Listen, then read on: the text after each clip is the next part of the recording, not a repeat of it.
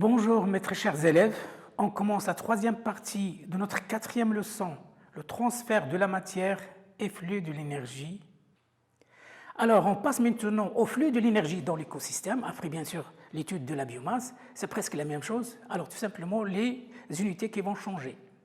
Alors je prends donc un nouveau exercice, le tableau suivant représente les valeurs énergétiques des maillons d'une chaîne alimentaire dans un milieu aquatique.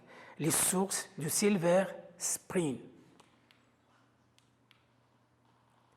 Alors, les maillons, bien sûr, producteur, consommateur 1, consommateur 2, consommateur 3, l'énergie libérée donc à chaque niveau trophique. Alors, calculons le rendement de l'énergie entre deux niveaux successifs. Donc, comme ce qu'on a fait dans la production donc, de la matière et le rendement dans la matière, tout simplement, donc le rendement de l'énergie, il suffit de diviser l'énergie du maillon supérieur sur l'énergie du maillon inférieur fois 100.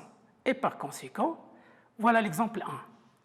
Donc, c'est 3368 divisé par 20 810, ce qui va donner R1, c'est presque 16,1. De la même façon, on va le calculer dans les autres niveaux. Voilà pour le R2, c'est tout simplement 383 divisé par 3368, ce qui va donner donc 11,3. Pour le dernier donc, niveau, donc c'est R3, rendement entre C3 et C2, c'est 21 divisé par 383, ce qui donnera 5,48. Alors je passe à la deuxième question. Comparer les rendements énergétiques calculés, que peut-on déduire? Alors, comme le tableau le montre, il y a une diminution donc, de l'énergie tout en allant des producteurs vers le consommateur, donc le plus élevé de la chaîne alimentaire. Voilà. Alors, on déduit que le transfert d'énergie dans cette chaîne alimentaire, il s'accompagne de grandes pertes d'énergie, surtout dans les niveaux supérieurs, comme le montre la production, donc de 5,48% pour le dernier niveau. Le plus grand rendement de l'énergie est observé au consommateur direct donc, des producteurs, c'est-à-dire les herbivores. Je passe à la troisième question. Expliquer cette diminution du rendement énergétique d'un niveau trophique à l'autre, c'est de la même façon que dans la production de la matière. Donc, c'est tout simplement cette diminution de l'énergie d'un niveau trophique à l'autre, il s'explique par la non-utilisation, bien sûr, des proies par les consommateurs. Parce qu'il y a toujours des déchets qui ne sont pas utilisés, toujours il y a des parties qui ne sont pas assimilées par les êtres vivants, et toujours il y a une partie qui est dissipée dans le milieu, soit par respiration, soit par transpiration. C'est bien sûr lors des activités. Et par conséquent, donc, je vais résumer donc, ce qui est à propos de l'énergie. Donc, l'énergie de 200, bien sûr, joules reçus par cet insecte dans le milieu, il n'a pu produire que 30% donc d'énergie dans la matière. Alors la majeure partie, 100%, elle est perdue sous forme d'excréments, 67% elle est perdue sous forme, bien sûr, de respiration lors de l'activité de l'animal. Je passe à la quatrième question. Calculer le rendement énergétique total de cette chaîne alimentaire. Alors, comme on a vu dans la matière aussi, donc c'est tout simplement c'est le rapport entre l'énergie produite par les consommateurs du plus haut niveau sur l'énergie produite par les producteurs, comme le montre le rapport suivant. Et bien sûr, le résultat, c'était 0,1 lorsqu'on divise 21 par 20 810, c'est-à-dire c'est une perte très grande de l'énergie lors de la transmission de cette énergie dans la chaîne alimentaire. Les pyramides, donc c'est un moyen pour représenter aussi l'énergie. Alors je représente donc de la même façon que dans la matière. Alors pour le premier rectangle, c'est toujours pour le producteur. Le second, c'est pour les herbivores, bien les consommateurs de premier ordre. Le troisième rectangle, c'est pour les consommateurs de deuxième ordre. Et enfin, le consommateur terminal de cette chaîne, bien sûr, avec le consommateur numéro 3. Donc, le titre, c'est une pyramide de l'énergie. Bilan.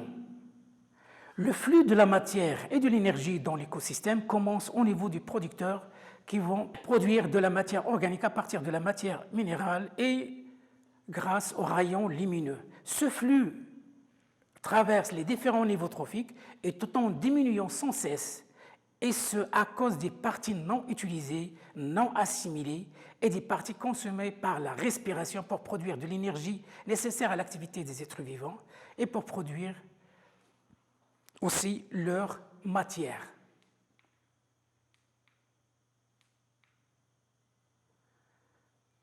Voilà un schéma bilan.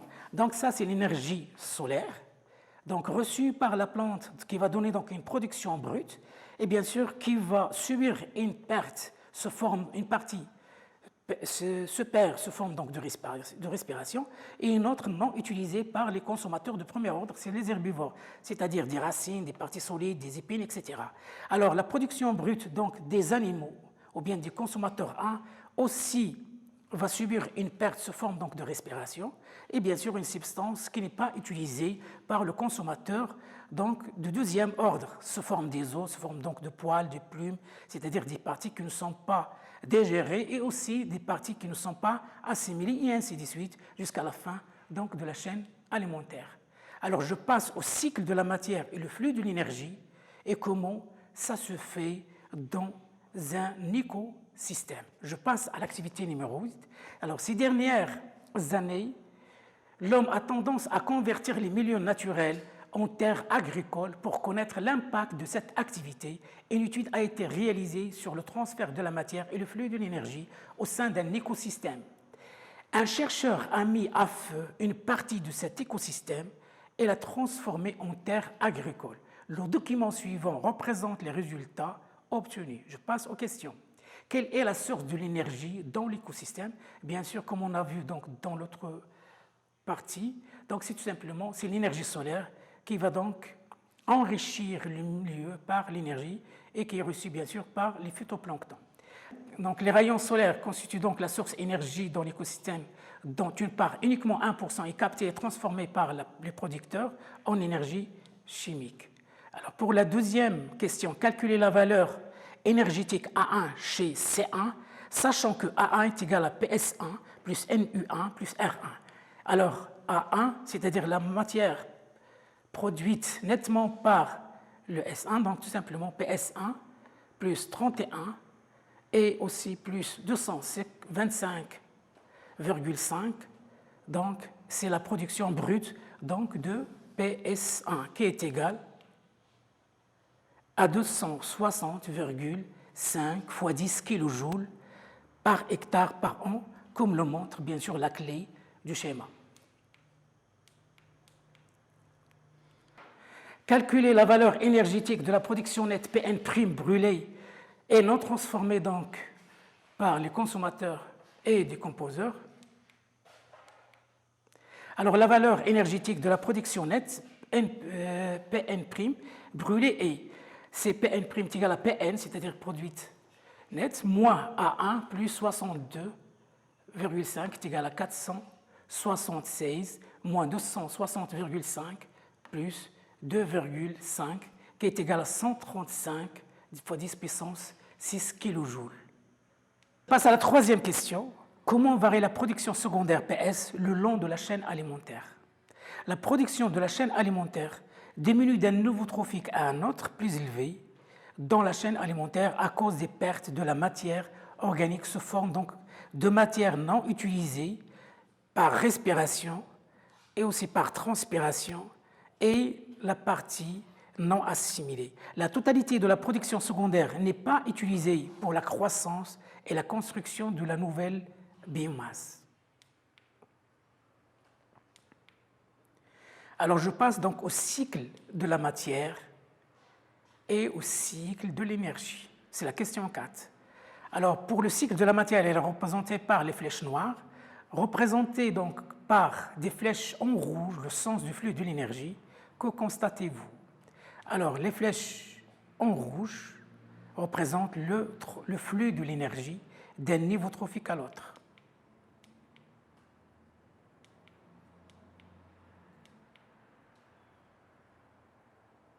Alors, comme vous voyez, donc l'énergie, elle circule d'un niveau trophique à l'autre, bien sûr pour terminer son cheminement vers les décomposeurs, bien sûr qui vont transformer la matière organique en matière minérale qui ne contient pas d'énergie. Et par conséquent, l'énergie, il ne sera pas transmis des décomposeurs vers les producteurs. C'est-à-dire, il va s'arrêter au niveau du décomposeur et par conséquent, on parle donc d'un flux de l'énergie et non pas d'un cycle de l'énergie.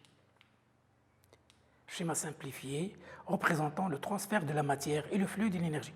Déduisez le rôle des décomposeurs. Bien sûr, leur rôle, c'est tout simplement transformer la matière organique issue de différents niveaux trophiques et aussi des décomposeurs, bien sûr, en matière minérale. Le phénomène, ça s'appelle la minéralisation. Que concluez-vous à propos du transfert de la matière et le flux de l'énergie? Alors, par simple réponse, le transfert de la matière constitue ce qu'on appelle un cycle de la matière, parce qu'il circule le long des différents niveaux trophiques jusqu'aux décomposeurs qui vont le retransmettre, bien sûr, aux producteurs. Pour le flux d'énergie, donc il s'arrête au niveau donc, des décomposeurs et par conséquent, son chemin se termine au niveau donc, des décomposeurs. Donc on parle d'un flux d'énergie et non pas d'un cycle. Comme bilan, les végétaux-chlorophylliens captent de l'énergie solaire pour transformer la matière minérale en matière organique, c'est-à-dire de l'énergie chimique. En transitant dans l'écosystème, une partie de cette matière est transformée en détritus recyclé par les décomposeurs en matière minérale sans aucune valeur énergétique. Réutilisable par les producteurs dans un nouveau cycle, on parle d'un cycle de matière. Parallèlement à ce transfert de la matière, s'effectuent donc les flux de l'énergie qui, à chaque niveau trophique, se dissipent partiellement dans l'atmosphère sans être récupérés et recyclés pour disparaître totalement au niveau des décomposeurs. Il s'agit bien sûr d'un flux énergétique et non pas d'un cycle d'énergie. Alors, je récapitule selon ce schéma. Alors, l'énergie de l'écosystème, il est reçu à partir du soleil par les producteurs et bien sûr qui vont produire de la substance organique qui est consommée par les consommateurs de premier ordre et une partie qui sera bien sûr perdue dans l'écosystème sous forme de restes et de détritus. Les décomposeurs, les consommateurs, ils vont produire aussi une partie sous forme donc de cadavres, détritus, des angles, des poils qui ne sont pas utilisés et bien sûr qui seront utilisés par les micro-organismes et aussi les restes donc, des consommateurs des ordres supérieurs pour prendre de la matière minérale. Cette dernière elle sera véhiculée vers les producteurs pour entamer un nouveau cycle, mais comme vous voyez, l'énergie perdue à chaque niveau trophique, il se perd dans l'atmosphère sans avoir même la capacité donc, de le recycler. Et par conséquent, elle s'arrête au niveau des décomposeurs.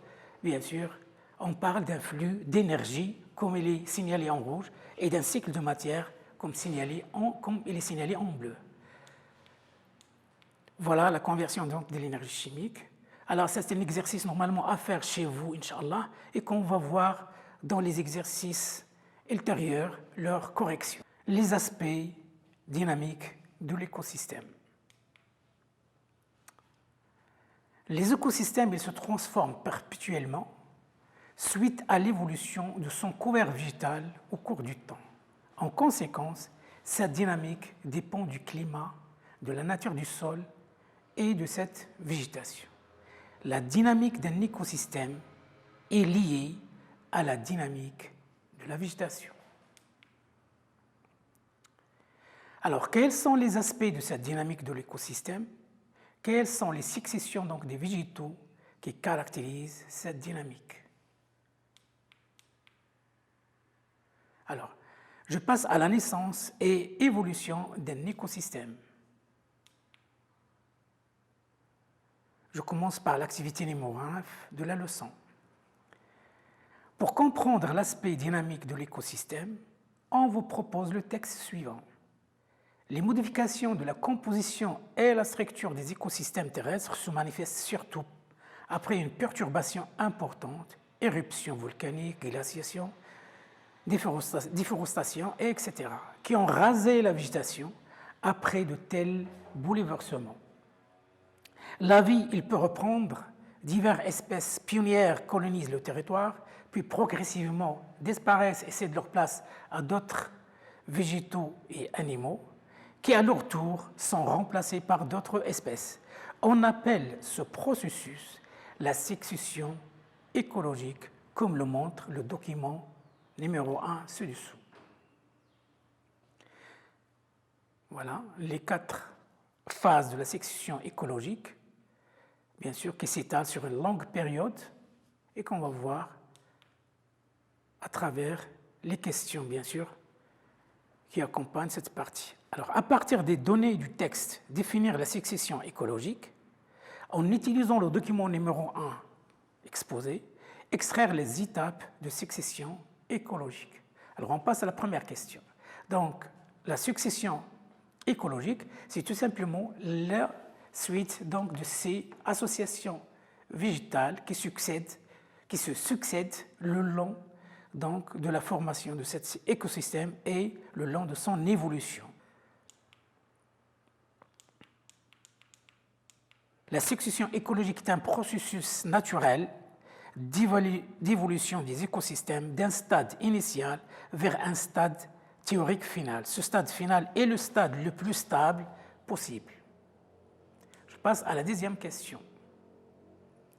Les étapes de la succession d'un écosystème, le document montre que l'écosystème s'installe progressivement pendant une longue durée suite à l'apparition des constituants non vivants et l'alternance d'une suite de plusieurs associations de végétaux.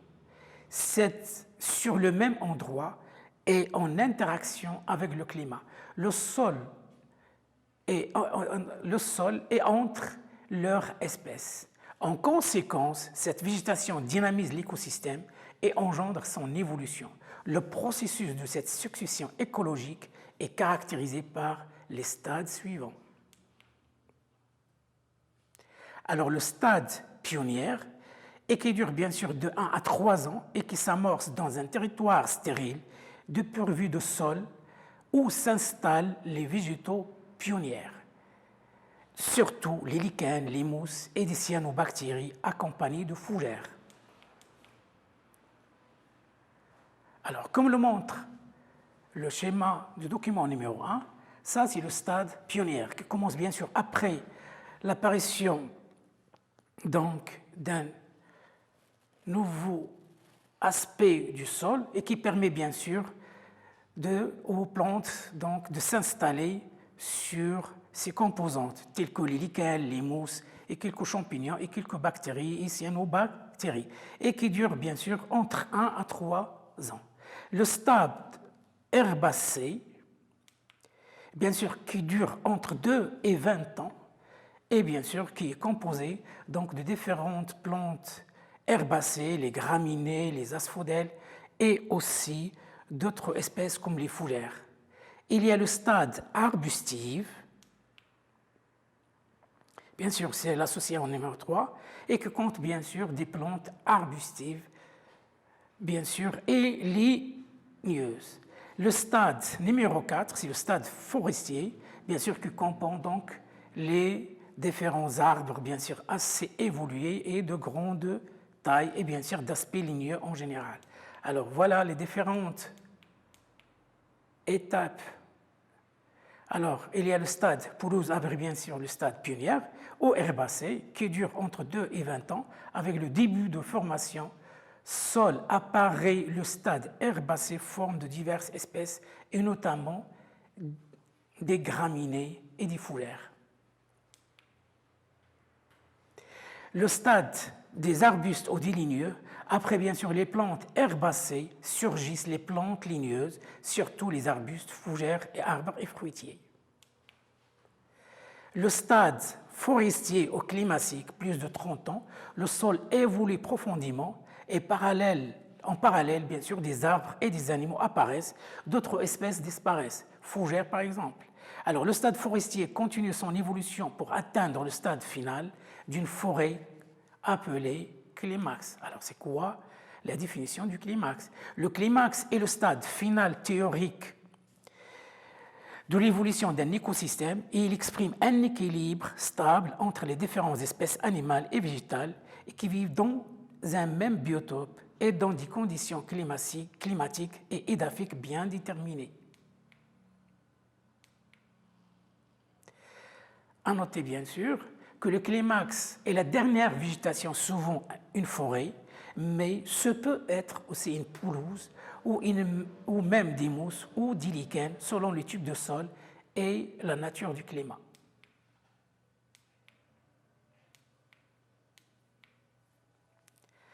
Alors, comme bilan, la naissance d'un écosystème se produit progressivement sur une longue durée sous l'effet des facteurs abiotiques et biotiques et tendent à évoluer vers un état théorique stable dit climatique, ou qu'on appelle le climax. Remarque, à cause des interventions destructives de l'homme, directes ou à travers ses activités, pollution, incendie, surpâturage, déforestation, l'écosystème il peut se dégrader et se déséquilibrer. Donc il s'agit dans ce cas d'une évolution régressive.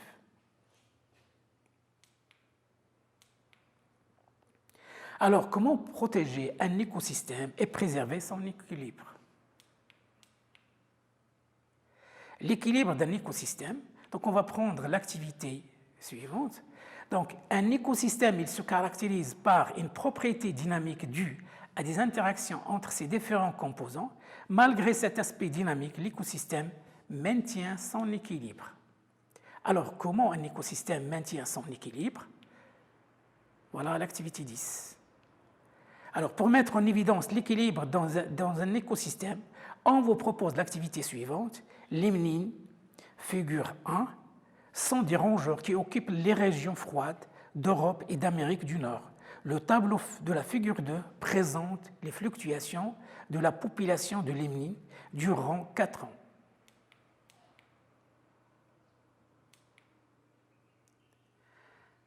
Voilà le tableau. Analysez les résultats de la figure numéro 2, stipuler une hypothèse pour expliquer ce résultat.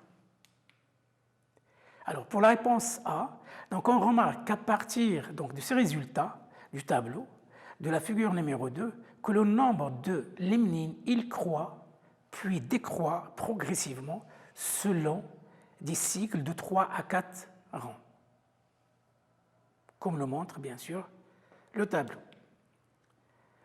Alors, la question, donc hypothèse. Alors, pour expliquer donc, cette fluctuation donc, des espèces donc, de limnines, donc, on postule donc, l'hypothèse suivante. Peut-être que la densité de la population des limnines dépend de la quantité de nourriture dans son biotope ou bien dépend de la présence donc, de prédateurs dans l'écosystème ou les deux en même temps. Donc, il peut y avoir donc, plusieurs explications. Alors, je passe à la suite donc, de l'activité numéro 10. Alors, pour suivre donc, une évolution d'interaction, de relations donc, entre ces espèces en interaction. Alors, le lynx du Canada, figure 3, donc, est un félin chat sauvage de la forêt boréale, forêt au nord de l'hémisphère nord. Il se nourrit presque exclusivement des lièvres d'Amérique. Les scientifiques ont décelé des cycles étroitement liés de 10 ans de croissance et de déclin des populations donc, de deux espèces au cours des 200 dernières années. La figure numéro 4 présente l'évolution du nombre de lynx et de lièvres en fonction du temps. Je passe aux questions. Analysez les résultats obtenus dans la figure numéro 4.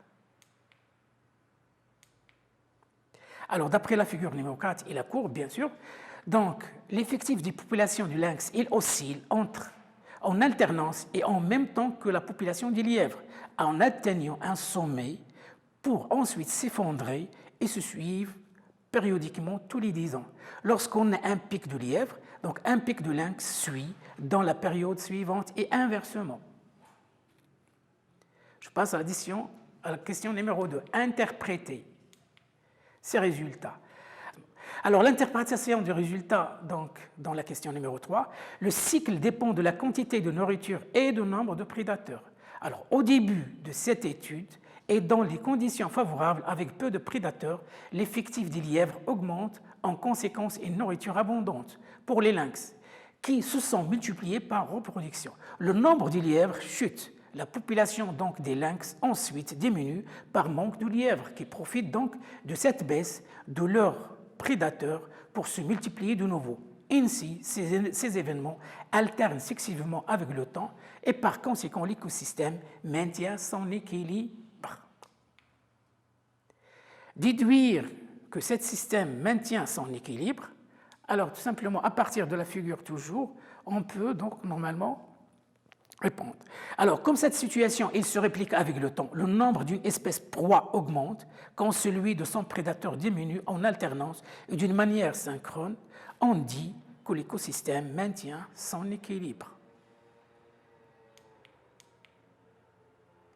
Alors, comme bilan, l'écosystème vivant est en perpétuel dynamisme et n'est jamais tout à fait stable. Il évolue d'un état vers l'état le plus stable possible, suite aux variations des liens et relations tissées entre ces divers composants, en préservant un état d'équilibre relatif sans cesse en mouvement grâce à de complexes boucles de rétroaction, interaction réciproque entre les éléments de l'écosystème.